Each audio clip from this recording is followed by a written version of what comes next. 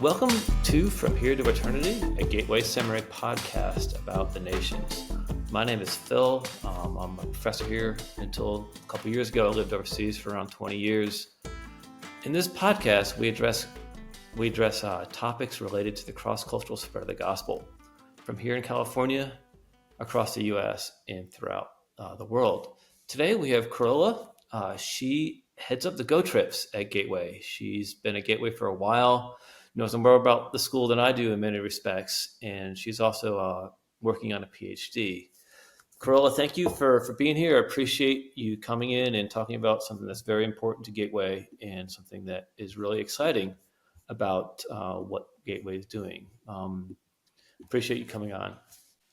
Can you begin by just talking about how you came to faith in Christ and just share your testimony?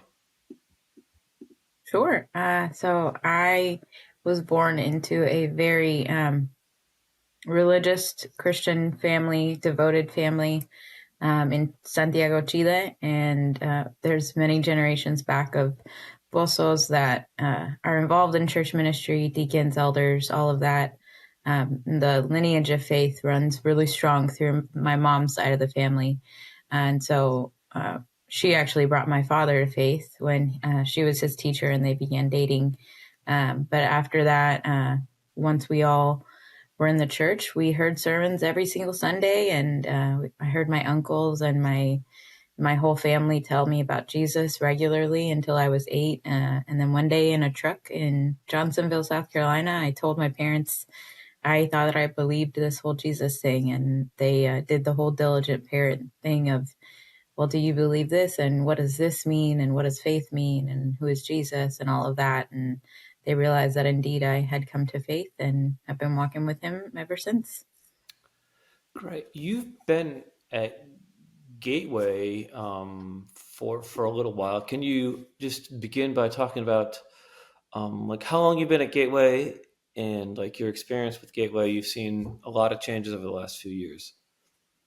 Yeah, so I started as a graduate student in 2013, but my real start with Gateway was with Golden Gate. My dad went there, and I lived on the Golden Gate campus when I was in middle school. So I lived in Marin County, and then when it was time for me to choose a seminary, it just felt really normal. Someone asked me, do you want to stay in California and do ministry, or do you want to go somewhere else? And I said I wanted to stay in California. So they said Gateway would be the right place for me. And so I started at the Brea campus when it was Golden Gate, and I finished all of my studies, MDiv, MAIS, Intercultural Studies, and then a THM in 2021. Okay, so you've seen the whole gamut then, haven't you? From the Brea campus. I mean, you were the Brea campus or the Bay campus? The Brea campus. So I started as a satellite campus student and became a major campus or home campus student in 2016. I wanted to finish my degrees, so I moved from Oceanside, I believe I was in at that time, to the Inland Empire to finish my degrees. Okay. And now you're working on a PhD at Talbot. Is that right, or is it the this Cook School in Talbot have kind of combined? Is that, if I understand correctly? They have, yeah. So we're Talbot students, okay. Yeah.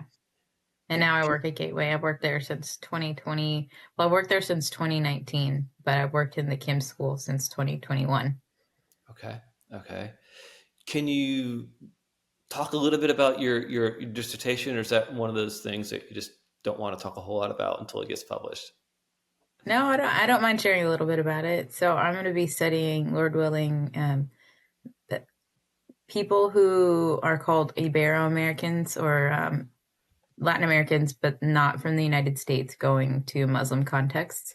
So I'm going to be studying what it looks like to be a missionary in those contexts. Oh, that should be a fascinating topic. I'm sure that's just one that South Americans have in many ways a lot more freedoms to go to certain places than just Americans do. So that should be very, very fascinating topic. Yeah, there's a my professor in college started me on this journey. His name is Jeff Lewis. He, in passing, said that if Latin American people could be motivated or sent to the nations in a really impactful way, then the Great Commission would be complete amongst Muslim people. And he was referring to like our ability to be there and our cultural ambiguity because we look like a lot of other people, our ability to pick up language, all kinds of other things. But that statement really just affected me and stuck with me. And over the years, I wanted to think through that a lot more. And now I've been thinking about it since I was 18, but now I get to really just study it in an intercultural context. So would you say then that in many ways, not having the American passport is very much an advantage to going to some of these unreached and unengaged places then, right? Because with an American passport, that just comes with a lot of baggage sometimes. But if you're from like, I don't know, Venezuela or Chile or Peru or whatever, it seems that you may not have the same type of baggage, which may allow easier access. Or am I not seeing that right? Yeah, a lot of people would say that. I think they would say that there's positives and negatives to the American passport, but there is a lot to say that there are people from Latin America, just in general, going to other parts of the world that are. It's easier for them to go, just in general, outside of even the missionary question, but just to go. Workers being in places like Southeast Asia, being able to live there from countries of Latin America and not having any problem, like being house workers and stuff like that. So it is a lot easier to go and live in those parts of the world when you don't have an American passport. Hmm. Okay, interesting. That's good to know. And I think there's a whole this opens up a whole Pandora's box of questions that maybe for another podcast. But I think that's really, I think it's important. I mean, there's beauty. There's a beauty about being part of your identity is supposed to be found in Christ, and it doesn't really matter. Well, it does matter your nationality to a degree, but each nationality seems to have its own advantages and disadvantages. Mm-hmm. And now um, your parents you're Peruvian in by ethnicity, is that right? No, I'm Chilean. My whole family, we were born there. Yeah. Okay. Okay. So how does coming from Chile, maybe this is a question more for your parents, but coming from Chile to America, how old were you when that happened? I was 4. Yeah. Okay. Okay. Okay. Because my grandmother migrated from Norway to the U.S. Like she literally took the boat to Ellis Island when she Wow. was like 5 or 6. Didn't know literally English, right? So I ask her these questions because as someone was born here, you don't have the same appreciation perhaps Mm. I don't have the same appreciation until I went overseas that my grandmother did, right? She just, Mm-hmm. America has is there's a lot of positives, a lot of, not so good things either, but, there are some things that the US has that are great, but she always maintained her Norwegianness, right? That was her first language. So, um, Yeah, we are very Chilean American. So we're a hybrid. Even when we go back, we kind of stratify in a different class when we go back to Chile as visitors because we're neither fully, Chilean nor are we fully American.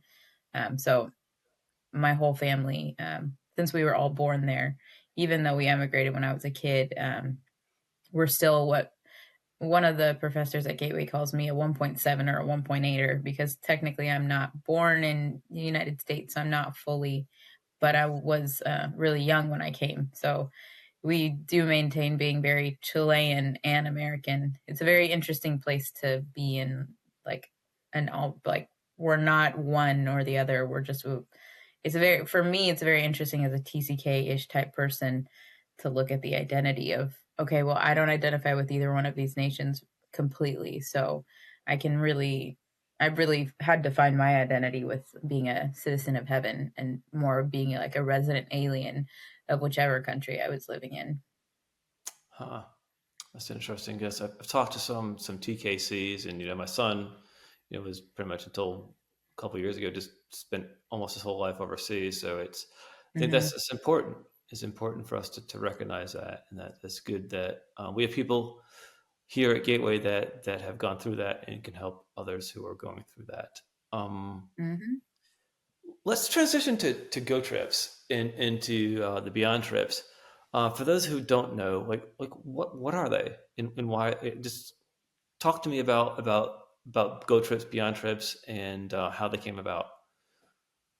Yeah, so the Beyond program is a program at Gateway where we send students on short-term mission trips.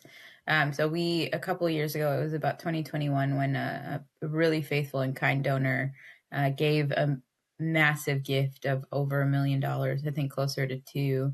And he created an endowment so that the dividends, the what comes out of, not the principal, but what comes out of it each year, can support students going on mission trips. So every Gateway student who is in a master's or diploma program and has 20 credits, they can take a Beyond trip and go with a professor to the nations. And so it's been about 2 or 3 years now. We have been, as a school, doing Beyond trips for a very long time, since people who now work there and have children were students. So we've been doing Beyond trips for a long time, but now they are fully funded trips.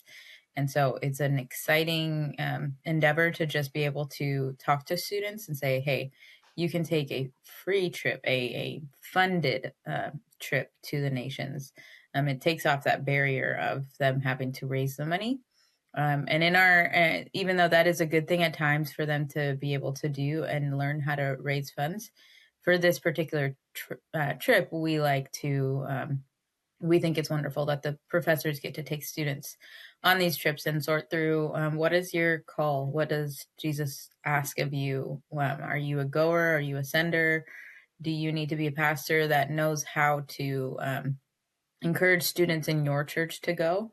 Do you need to know how to seeing the nations? How does that change what you preach on Sunday morning if you're going to be a pastor that stays in the United States? So it really does, for our students, help them as a culmination of their degrees to say, like, okay, this is what I've been learning for the last few years. What am I going to do with it? What's my piece in this? And it really helps them to sort through that with other students that are also sorting through that, and with a professor. And so we take it really seriously that they learn how to go on a short term trip, at least, but also how to create a short term trip. So when I work with students, I help them, like, how do you, if you want to take students on a trip from your church, let's talk about how I did it, and give you guys all the resources so that when you take your church, you're prepared for this whole thing and you don't have to start at square one. Like, where do I go? What do I do?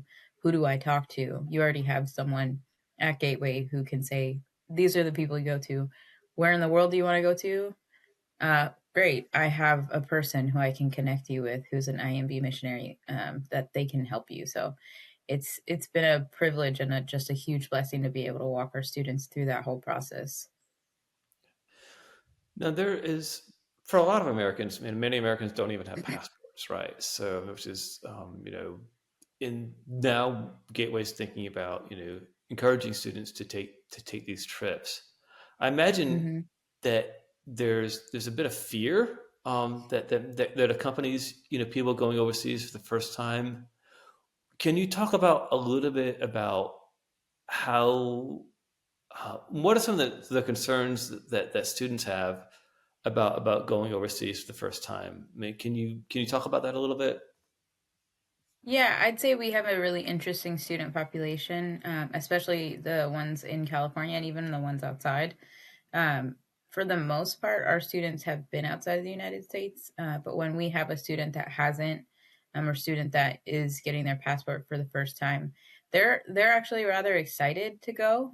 They have the let's say their fears, I would say, is not really knowing what they're walking into, or what people there are going to be like, if they're going to be welcomed in, or if they're going to be thought of as an invader in any way. I'd say they're maybe not fear, but I'd say a lot of our students who are married with kids are worried about being away from their families for 2 weeks. That's a pretty typical one. especially since a lot of our students have babies. They're wondering, will my spouse be okay? Will this be too burdensome for them for me to leave for 2 weeks? I'm going to miss my kid. So that kind of comes with it for a lot of our students, and just not knowing that. I think the unknown, the fear of the unknown, is probably where our students who have never left the United States sit in. What does it look like there? What am I going to eat? What if I have difficulties eating the food? What if, I don't, I mean, a big question, what if I don't like it? Like, that's something that we sort through before we go. What does it look like to go to a country where there will be food that you may not like, but a kindness is to eat it with joy and thankfulness, especially when you're in someone's home. If you don't eat spicy food, what if there's spicy food there and my stomach can't handle that? That's something that a student will think of before they go.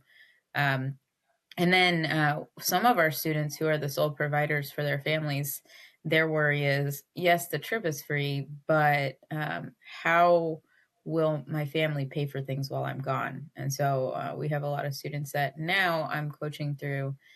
Um, hey, if you're going to go next year, now is a good time to start setting aside and projecting a budget for when you're gone, so that your family has what they need, even though you're not paying for the trip. You're setting aside what they need to pay while you're gone. And that's something that a lot of people around here, I mean, if you have part-time jobs, which Californians are known for having 2 to 3 jobs because it's expensive here.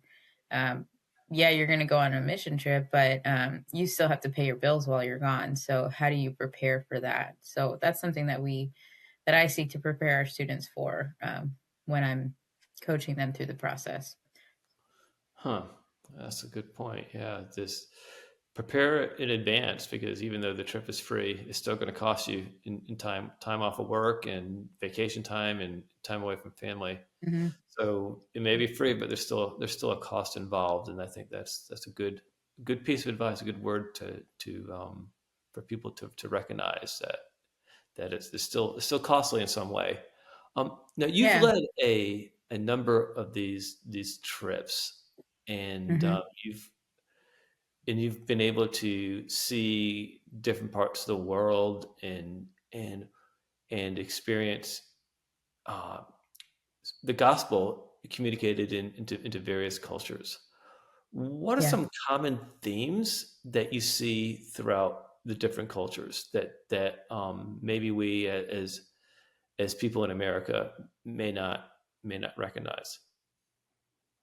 I think one of the foundational things that I have seen over the last few years of, I think now 5 or 6 short-term trips in the last 3 years, I have seen that even though a place might speak a different language than, like, let's just say Chile. That was my first context, international context, because I went back when I was a grown up. But when I go to another country, I think how remarkably similar it looks to Chile. And then I did the same thing with Peru, did the same thing with other Southeast Asian countries that I go to. How remarkably similar these places look. Like, there are differences, obviously, in the clothing and in the language, but I started to realize that the othering that I do and that we all do pretty naturally, like, they're different than me. They can't, I can't find similarities or commonalities. I can't, there's no way for me to bridge to these different people. That there are so many similarities in between these countries. The way it just looks like a country that is um, developing isn't the right word, but just like they have the same, like, motorcycles, or they have the same flows of traffic as each other, or you can they have the same, like, this is the broom store, and this is the tea shop, and this is the place where I get tires, and this is the place where I get this other very niche thing. So they don't have as many mega stores as we have in the United States, where you can find everything in one place. So I started to realize that places and people around the world are much more similar than I realized, and it helped me to find commonalities, to seek to find bridges between myself and other people in other places. Now, of course, there's the language barrier, but people are. more alike than they are different in my at least travels. I can find common places and common bridges, and I can find um, points of connection with other people if I choose to try. And so I just found that to be really true in my travels, that people are just kind of all the same in a lot of ways. They have their differences, but you can find your way to connection with people wherever you are in the world if you're willing. Hmm. That's good to hear. That's good. Yeah, that's it's good. It's a good reminder to people who have been overseas, and for those who are thinking about going overseas, it's definitely a reassurance in a sense that by and large you're going to find some commonality in the culture shock that you do have. You're going to be around people Mm. who've experienced it before, so they can help you with that. Um, let's talk. I mean, what's how do I say this? What's one thing you wish you would have known earlier in your seminary journey or your preparation for ministry, um, that you'd be willing to share with us? Something you know now that you wish you would have known, like X amount of years ago when you first started out. I think I wish I would have known how important the struggle is. The sitting in the moments of difficulty, the sitting in the moments, like I wish I would have known, for at least for me, that seminary and school is not all about the grade. uh, yes, the grades are important, especially for me since I'm getting my PhD, so I had to have a certain caliber of grades as I went through the process, but I wish I would have appreciated the process more. So I love this speech by Kobe Bryant when he was finishing up and he was retiring. He had the ceremony when he said something to the effect of, "It's not the trophies that I remember. It's the waking up at 5 a.m. It's the running. It's the struggle, basically, that he remembered." And I just found that to be so.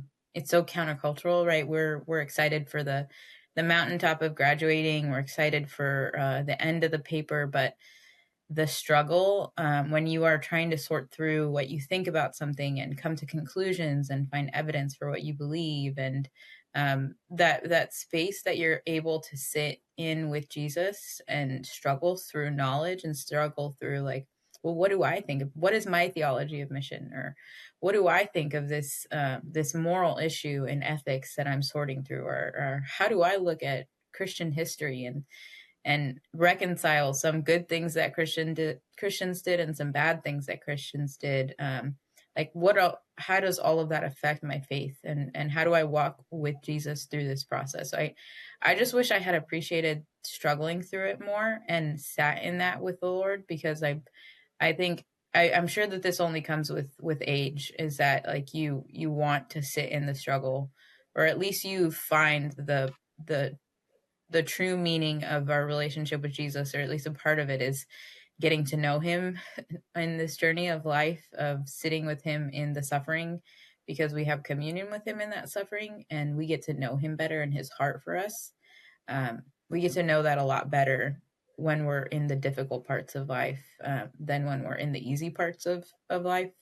Um, so I think I just wish I had sat in that more, and that makes me at least I have 2 years left to sit in the struggle, which it's almost dissertation time, so I'm sure I have plenty of time to sit through that. But I think I wish I knew that it mattered more that I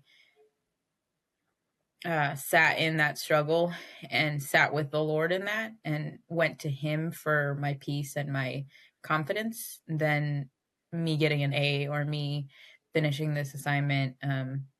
But that matters more, is my character building during that time. Uh, so what I hear you saying, just because something's hard doesn't make it bad. It's okay. Yeah, in a It's sense. true.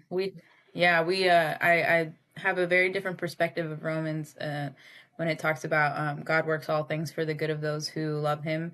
I had made the word good mean happy. God works for the happy of those who love him, but I missed that good doesn't necessarily just mean happy.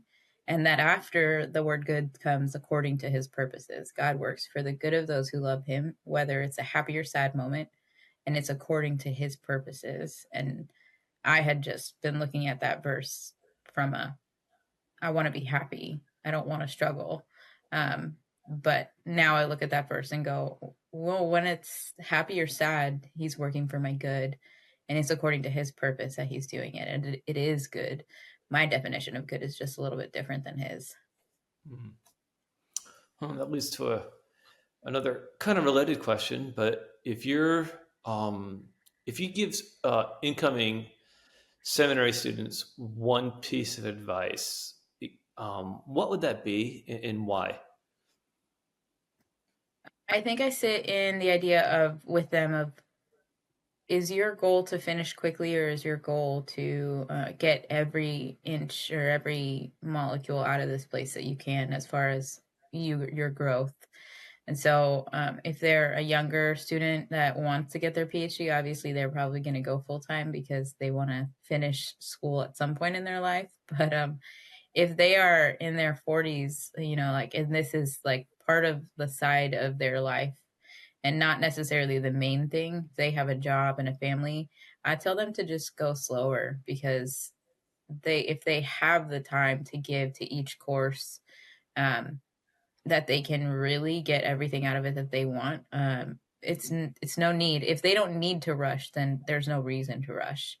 Um, and so I just tell them to really sit in each class, really just focusing on it, and then to really try and build a relationship with the professor. I mean, that's how I got to the point where I'm teaching now, is because I built relationships with professors, and then they mentored me and had me TA for them, and that's how I discovered what I was really going to study. I thought I was going to be a professor of biblical studies, and it was through mentorship and opportunity that I found my love of intercultural studies, and then eventually went to the PhD. So the professors were instrumental to me. So I tell students to not rush as much as you want to, and I tell students to make a huge effort to know your professors. Take that first step of, hey, can I sit with you, or can I have a meal with you, or can I have coffee with you? Can I pick your brain about this? So I try to involve people into my learning process as much as I can, so that I can learn from them. Hmm. Well, what is next for Carola after she gets her PhD? Where do you see the Lord leading you the next 5 years or so? It's a really good question. I definitely know that I will be teaching intercultural studies classes. I don't know what that looks like or where. There's opportunities. There's a lot of opportunities. I'm really fortunate in the opportunities I'm being given currently. So I know I've tried to walk away from teaching a number of times, and the Lord has been really clear. This is what you're doing with your life. I'd love to research more. I think that it's really exciting and fun. I love the interview process. Um, I love the world, so traveling might be in a part of it. But really, the door is wide open, and I'm just kind of trying to pray and ask the Lord what He wants, because it's really easy for me to go, oh, I want to do this or that. Um, but teaching for sure, being a mentor for sure, and really just seeing what that looks like in that season. Okay. I have a question for you. Is a bit. I mean, you said you originally you went to South America. You went to South Carolina, and now you're in California. For those who are thinking about either California's thinking about going east, or people um, in the South, the American South, thinking about coming to California. What are some of the cultural differences? Some of the things that people need to be aware if they're going to the South, and more importantly, people in the South or people outside of the West thinking about coming to California. What are a few? What are a couple of the things that they need to be aware of, like right off the bat? Well, I think right off the bat, one of the biggest things is kind of the thing that I learned when I went overseas several times, at least in short term, that we really have to be learners of wherever we're going, and it would be good practice for us not to have preconceived notions of the places we're going. I have heard very many times people talk about California in a negative way that have never stepped foot inside of California, because all they see is what's on TV. And it's the same thing for other countries, right? We see what the media portrays, we see what Hollywood portrays of a different country, and that's just a snapshot. And also, that's not a broad perspective, or that's not a perspective of every city. But I mean, in Chile, they look at the United States and they think of it as like Hollywood or Washington, D.C. And so they don't, there's so many small towns in California, and small places and small towns in the East Coast that are so different than the portrayal that we get on, TV shows and movies. And so I think number one is saying, as we do in intercultural studies, I'm going to learn from this place and these people, and I'm going to come in knowing that there is good and bad in every culture, and knowing that I can find connection with them, and that if I am willing to be humble in my attitude in this new place, and learn from them and love them, really, like, let the love of God help you sort through this new place, then you will see the beauty that He has in it. You will, of course, see where the Lord wants redemption in a culture, and where there is not good in that culture, of course. But that's really easy for us to see in a new place. We don't need help criticizing people. We are really good at that. What we need to sit in is, how do I learn from this people? How do I learn about their context, about what they wear and eat, and about everything here, instead of saying, oh, this place is this preconceived notion and I'm just going to stick to it, because at that point you're walking in the door with a lot of baggage, rather than walking in the door completely free to just see and learn from other people and grow with them. That's a good point. Good word. Last couple questions. Is there anything you would like to promote, and how can people help you in your ministry where you are right now? Anything that I would like to promote? I think I would love to see. We we were told at the beginning of the school year to get students to go on beyond trips, and we did. And so now we're reaching the point where we have more students that are going to want to go on beyond trips, that are going to be able to, even though we have an amazing endowment. So now we're growing as Gateway in a way that is really wonderful, at least in the Beyond program. So I would love to see more people give to the Go Grant, so that more students of Gateway can go to the nation, so that that principle can grow. So I would love to see that, because I want to take, 60, 70, 100 students in the coming years to the nations. But we just, as Gateway, we're going to be limited by our Go Grant if we keep growing, which I'm excited for, and I want us to. So I'd love to see more people give to the Go Grant, so more students can go on mission trips. I'm really excited just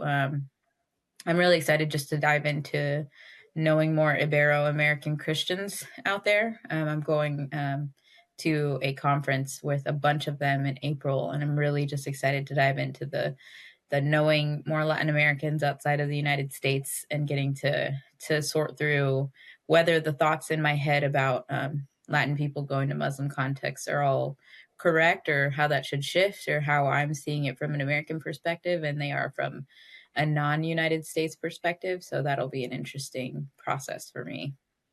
That sounds really interesting. And you'll be done with your PhD here in what, about 2 years? Is that what you're looking at? About 2 years, a year and a half? Lord willing, 2 years, if I'm able to just keep putting my head to the plow pretty rigorously. So Lord willing, 2 years. Okay. And if universities want to contact you about potentially teaching there, they know how to get in contact with you. Just go to the website, go to the Gateway's website, and your information is on there somewhere. Or should we just leave a link in the below description? They can email me. I'm probably nowhere on the website because I'm a coordinator, so I'm not full-time faculty yet, but they could email me. They could probably get in touch with you and you can connect them with me. Perfect. We'll do that. Carola, thank you so much for your time. I appreciate you taking the time. I know you're super busy with your ministry and PhD, then your full-time work. So I appreciate you taking these few minutes with us. Yeah, thanks for having me.